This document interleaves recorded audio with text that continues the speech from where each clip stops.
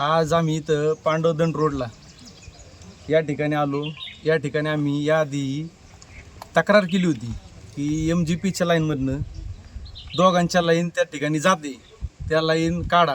त्याच्यावर कुठलीही कारवाई MGPने केली नाही. तुम्ही मागं बघत असाल, मागून काम चालू होतं आहे.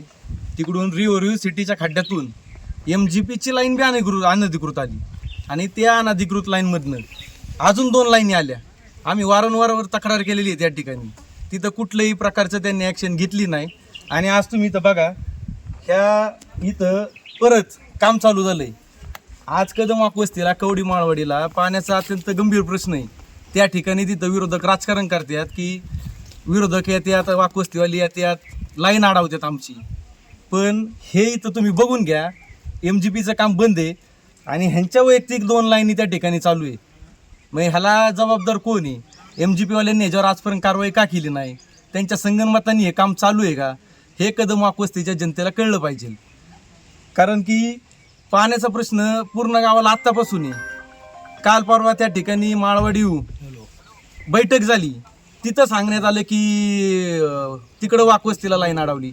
रिव्हर सिटीची लाईन तिथपर्यंत गेलेली आहे. हे MGPची लाईन मी सांगतो तुम्हाला कुणी अडवली नाही.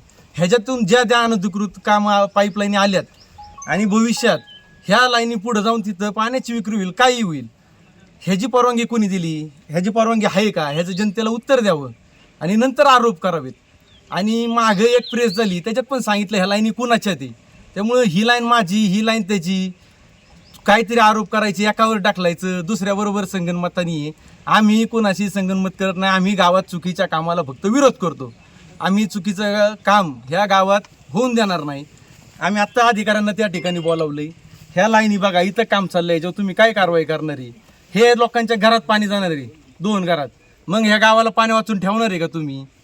ह्याचं उत्तर अधिकाऱ्यांनी द्यावं आणि अधिकाऱ्यांवर ह्याच्यावर कारवाई करावी. आमच्याकडे पूर्ण पत्रव्यवहार झालेला आहे त्यांच्याबरोबर. ते पूर्ण पत्रव्यवहार सगळं आमच्याकडे आहे. ह्या लाईन टाकत असताना ह्याचे काही नॉर्म्स आहे, ते नॉर्म्स ही कुठेही पाळले गेलेले नाही. पूर्णपणे अनधिकृत चालू आहे.